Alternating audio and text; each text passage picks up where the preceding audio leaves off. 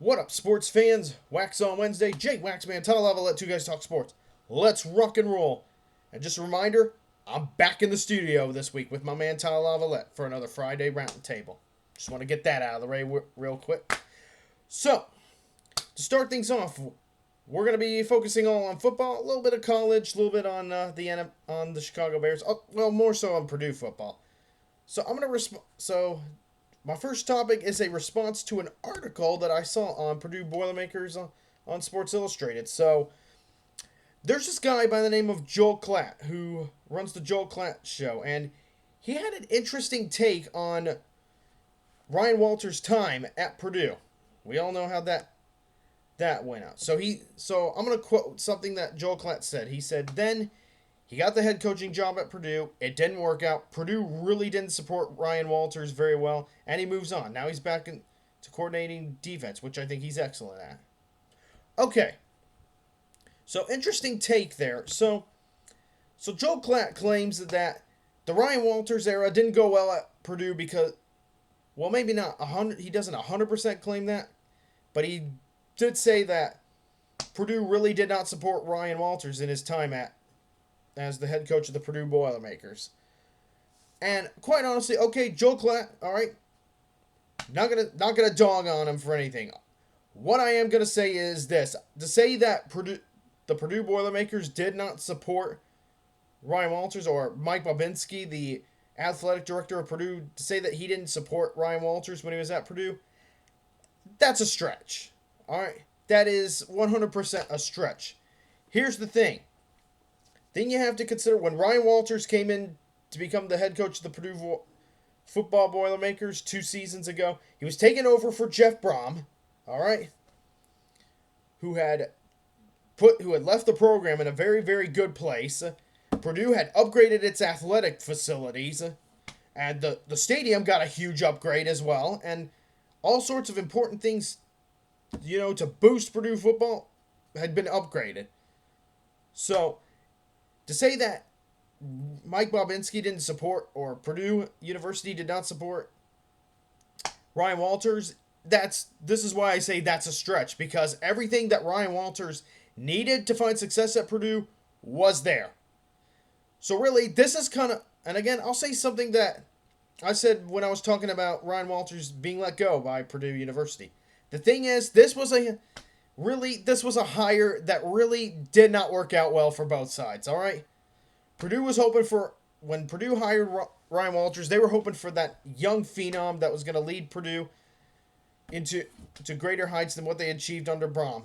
And we all know that didn't happen. And, and it didn't work out well for Ryan Walters, okay? This was really Ryan Walters' first head coaching job. And, of course, this is the Big Ten. The Big Ten is so tough. Keep in mind. And really, Ryan Walters he did not have the experience really to be the head coach that Purdue needed.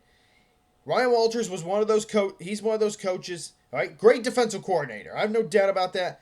Ryan Walters is one of those coaches that needs to take a job with a smaller like if he's going to be a head coach again, which I hope someday he gets another head coaching job, but he needs to do it with a smaller program before he moves up to a bigger program. That's what he needed to do before he was ready to take on a job like Purdue. Like, this was just a hire that happened at the wrong time for both sides. Because Ryan Walters was not ready for a program like Purdue, and Purdue is not the place for a young, inexperienced coach. All right?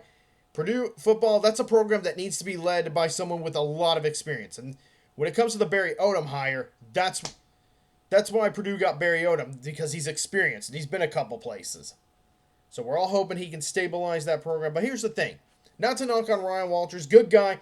Could be a very good football head coach in the future, given time and experience.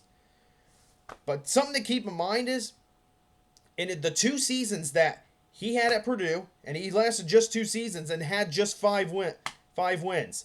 And as far as I know, only 3 Big Ten wins. That's just... And the thing is, he was 4-8 in his first season, which, okay, not bad. That was kind of to be expected after, the cupboard was left kind of bare. So here's the thing. Jeff Brom, when he left Purdue, he took some of his players with. And you know what? That was a year when a lot of guys graduated. And Ryan Walters had to work the transfer portal. But you know what? With the new resources Purdue had invested into the football program, he got some of the guys he was looking for. Hudson Card among them. Purdue goes 4-8 that first year. I kind of expected a setback year in this first year because, hey, transition, all that stuff, and you know what? Rebuilding year. Of course, the next season, things went so sideways. 1-11 and a 66-0 loss at Indiana to end the season.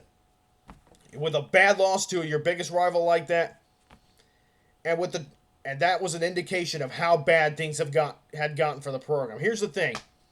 This was a job. Look, Purdue supported Ryan Walters. You know, the facilities were all there. They gave him the resources he needed to go out and recruit for the portal to help kind of shorten the time it would take to rebuild and retool for a new season. Ryan Walters, he was just simply not ready for a job like this. Purdue supported Ryan Walters, but the thing is, it was a bad hire. It was a hire that didn't work out for either side. Purdue needed a more experienced coach, and Ryan Walters, he needed more experience coaching somewhere else before he came to Purdue. So you can't fault Purdue for making a bad hire, but I think Joel Klatt is wrong in saying that they never supported him. Purdue supported Ryan Walters. They gave him what he needed. Simply put it, Ryan Walters was not ready for a head coaching gig like that. He needed, he was ready for a college football head coaching gig, but he needed to start at a smaller school before he moved up to the Big Ten or the SEC. Purdue took a gamble, and Ryan Walters took a leap of faith, and it worked out for neither side in this case. So, but I hope Ryan Walters gets the kind of coaching job he wants in the future. All right, I really do. The guy, very nice guy, it seems like. But as I said, again, with the resources were there, the athletic facilities, even the prowess. And Ryan Walters was doing a really good job recruiting in the 2 years that he was at Purdue. He's doing a very good job, and Purdue gave him the resources to help him recruit. The problem was, coaching is a whole different story than recruiting and having the resources to your back. And Ryan Walters, the job that he had at Purdue, like the responsibilities that it overwhelmed him big time. And the 2 seasons he had there, the records speak for themselves, unfortunately. He just, simply put it, Purdue supported Ryan Walters, but Ryan Walters simply was not ready for this kind of a coaching job, this caliber of a coaching job. Because this is Purdue. This is the Big Ten, all right? He needed to go somewhere that could help him get ready for a coaching gig like this. But you know what? I hope Ryan Walters finds what he's looking for in the future. Joel Klatt, he raises an interesting point. Okay, maybe not the best hire in Purdue football history, but I disagree with Joel Klatt when he said that Purdue did not support Ryan Walters. Purdue did what they could to give him what he needed. Simply put it, this was a job that was just too big for Ryan Walters' lack of experience. And that's where I'll leave this subject. All right, shifting gears to the Chicago Bears. All right, we're going to start with my thoughts on watching the Bears play the Bills in preseason. And, okay, try my best not to get overexcited because it's just preseason. Simply preseason. But you know what? Based on what I saw in preseason, I really like what I saw from Ben Johnson and his offense. And it wasn't just, the starters. First drive with the starters in, Caleb goes and leads the team down the field, and he throws a touchdown pass. Good start. He might have had a second one on the game, if not for a drop pass. But these things happen. And then the second stringers are in, and you know what? Tyson Bagent comes in. And, oh, man, he just goes and balls out. And oh, my goodness. So, Tyson Bagent, he's got all the potential in the world. Don't get me wrong there. But I just got to say, Ben Johnson's offense has really benefited. Not just the starters, but even the second and third stringers on the Chicago Bears team. From what I've seen, there's a lot to like about the way Ben Johnson runs the offense. And they're putting up points. That's the objective of football. Put up points. I know, only preseason, but Ben Johnson's offense put up points against the Bills. And even against the starters and the second stringers. Good stuff. It's really good, really refreshing to see things like that. This because sometimes all it takes is, here's the thing: the Bears had talent. That I believe they always did have talent, but the thing is I think coaching was holding back the talent because there was just a big chunk of it was the lack of prowess on offense, just the lack of a good court. Shane Waldron, who was let go later on early in the season. Now you got Ben Johnson taking over the reins, and clearly it looks like he's brought in a good defensive coordinator, Dennis Allen. I mean, he stumbled as a head coach in New Orleans, but you know what? Some guys are better as coordinators than they are as head coaches. But Ben Johnson, all right, time will tell, okay? Still remains to be seen how he's going to do in Chicago. But you know what? So far, with the points scored in their second preseason game and the tempo of their offense, I like what I see from Ben Johnson.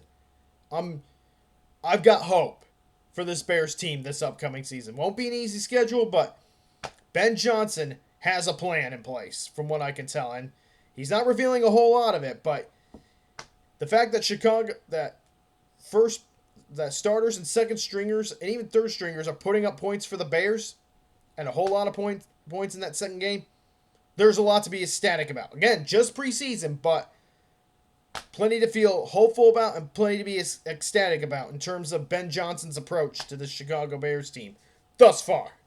It remains to be seen what more we'll see, but I really hope Ben Johnson succeeds. I hope because the Bears got their guy this offseason. I've mentioned that. Now let's see if he can deliver the goods. Not just in the preseason, but in the regular season. And speaking of the Chicago Bears, how about this? How about this for a feel-good story? Tyson Bagent. All right, had a really good second preseason game. He absolutely was on fire. I think he threw 3 touchdown passes. Good stuff. Well, I know he threw at least 2 in it, but he looked good in that second preseason game and showed what the Bears' offense can look like if Caleb Williams goes down. So, and how about this? After a really great second preseason game, my goodness, this man got paid. And for a backup, he got paid handsomely. Get this. 2 years, $10 million. That's a pretty good... For a backup, that's pretty good money. And you know what? Tyson Bagent deserves it. Honestly, he's got to be feeling pretty good about that. Because as a backup, he got paid. It's always... it's one thing to have a high-caliber starting quarterback, but having a good backup to back up that starting quarterback in the event that he gets hurt in today's NFL, crucial. I think the Bears have a very good backup in Tyson Bagent. And I think combined with Ben Johnson's offense, he can do some damage if the situation calls for him. Like, if Caleb Williams gets hurt at some point during the season, call on Agent Bagent.